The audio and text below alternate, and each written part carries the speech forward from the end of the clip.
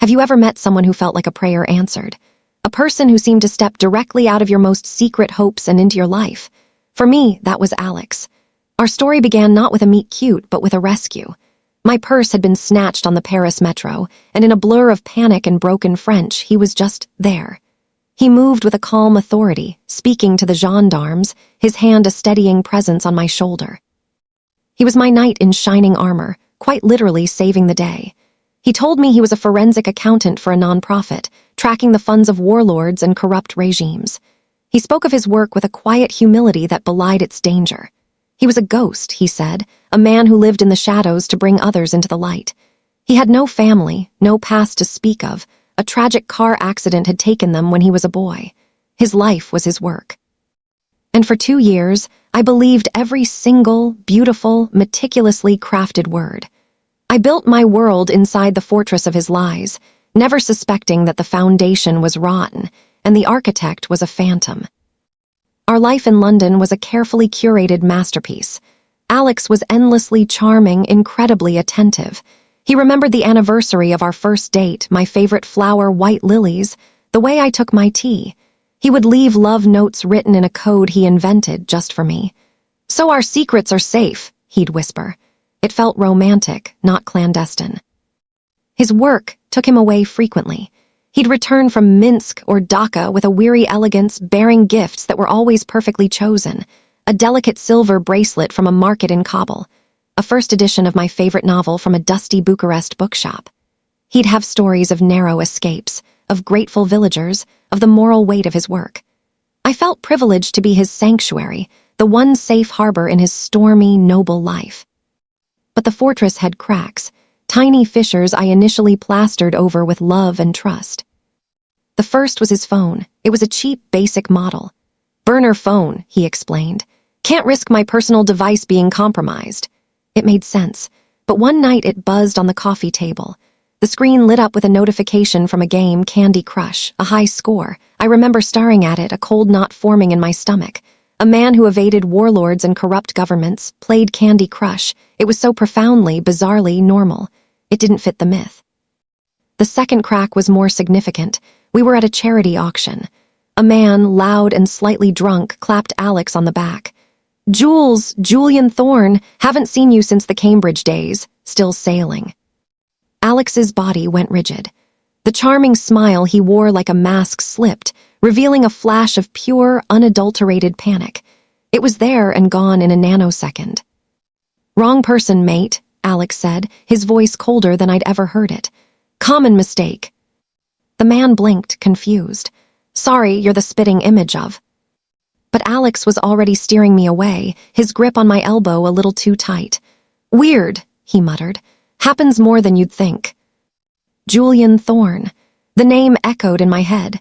I Googled it that night, discreetly on my phone while he showered.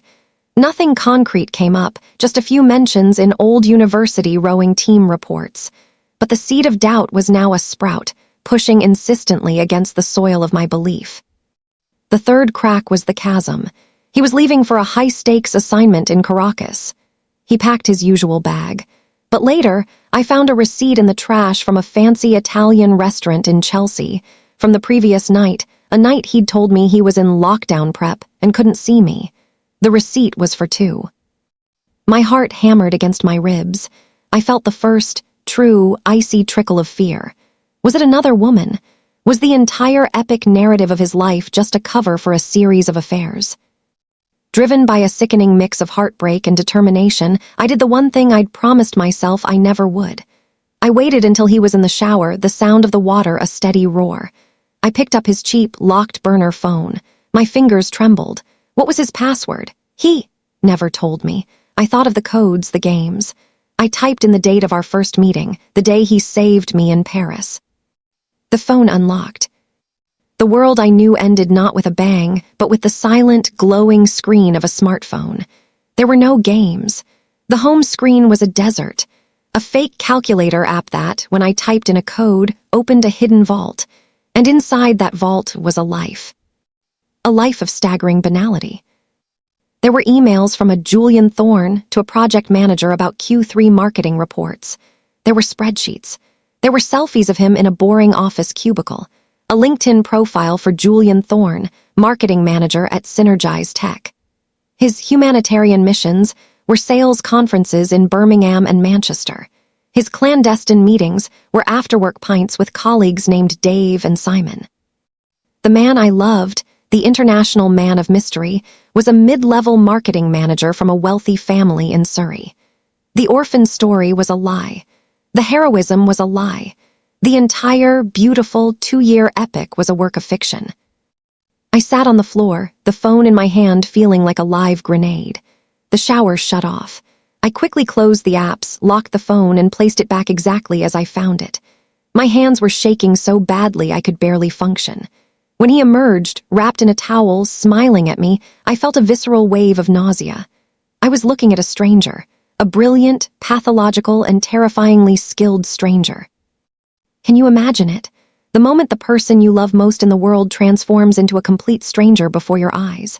The ground doesn't just shift, it vaporizes. If you've ever felt that profound, soul-shattering disorientation, type the shift in the comments. Because my investigation was no longer about a suspicious receipt. It was now an archaeological dig into the life of a ghost. And what I was about to unearth was more horrifying than I could have ever conceived. The following weeks were a masterclass in performance. I had to be Isabella, the loving, trusting girlfriend, while inside, a cold, calculating detective had taken over. Every smile, every kiss, every shared laugh was now a tool in my investigation. I was mining him for information, carefully dropping seemingly innocent questions into our conversations. That man at the auction, Julian Thorne, it was so strange. He must have a fascinating life, don't you think? Alex's reaction was a tightly controlled flinch. Doubt it. Probably some trust fund bore living off daddy's money. The projection was so blatant it was almost funny.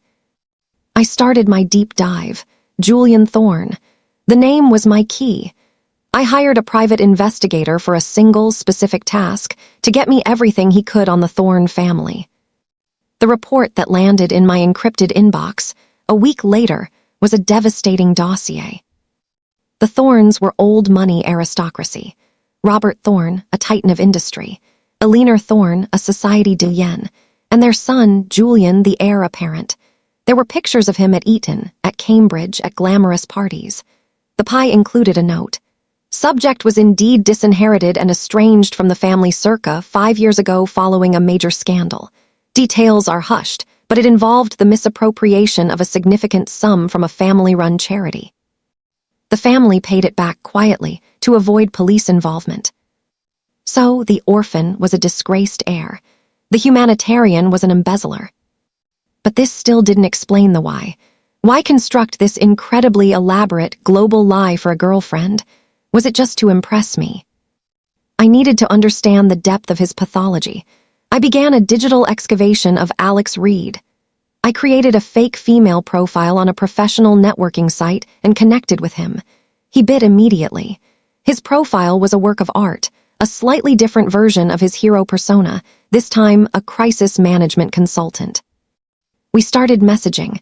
I, as Clara, was a documentary filmmaker. He was charming, erudite, and began weaving a whole new set of lies for her. It was then I realized with dawning horror, I wasn't special. I was a current project. He was almost certainly doing this with multiple women simultaneously. The climax of my investigation came from a physical search. He kept a small, fireproof lockbox in the back of his wardrobe. I'd always assumed it held sensitive work documents. One afternoon, when he was at his actual job at Synergize Tech, I picked the lock. Inside, I found the Rosetta Stone of his deception. There were 3 more fake passports, American, Canadian, South African, each with his photo and a different name. There were stacks of prepaid debit cards, and there were journals, not one but several dating back years. I opened the most recent one. My blood ran cold. It was part diary, part script, part operations manual. I was reading a clinical, psychological breakdown of myself, followed by a step-by-step plan for my own manipulation. He was a social engineer, and I was his mark. I kept reading, my stomach churning. There were entries for other women, Clara, the filmmaker, Anya, the artist, Sarah, the lawyer. He had flowcharts detailing their interactions, notes on their personalities, lists of lies he'd told them to keep them separate and compliant. The final, most chilling entry was a single line, written just a week ago. Isabella reaching saturation point. Begin preparing exit strategy. Financial assessment. Joint account has reached target threshold. Initiate phase 4. The disappearance in 4-6 weeks. The air left my lungs. It wasn't just my heart he was toying with. It was my money. Our joint account, which he had lovingly insisted we open to build our future, had nearly £50,000 of my savings in it. His exit strategy was to clean me out and vanish. The betrayal was so vast, so cold and so calculated, it transcended anger. I felt a profound spiritual violation. He hadn't just lied to me, he had weaponized my love, my past, my very personality against me. I was no longer a heartbroken woman. I was a target fighting back, and I had all the ammunition I needed. My revenge would not be a private confrontation. A private confrontation would allow him to lie, to gaslight, to spin a new story. My revenge would be a public execution of his ego. I would expose the illusionist by revealing all his mirrors and trapdoors at once, on the biggest stage possible. I discovered that the Thorne family was hosting their annual Thorne Foundation Gala, a white tie event that was the highlight of the society calendar. Julian, despite being estranged, would be there, trying to curry favor with his parents. It was the perfect theater. I spent a small fortune on a breathtaking, sapphire blue gown. I would look like I belonged. I hired a discreet security guard to accompany me, not for protection, but as a witness and to ensure my exit was smooth. The night of the gala, I felt a surreal calm. I was an actress walking onto the final set of a long-running play. The ballroom was a sea of diamonds and black tie. And there he was, Julian, standing with his parents, looking every inch the polished aristocrat, a hollow imitation of the man I thought I loved. I walked directly through the crowd, my heels clicking on the marble floor. I stopped before the Thorne family trio. "Julian," I said, my voice clear and carrying. He turned. The transformation on his face was a masterpiece of terror.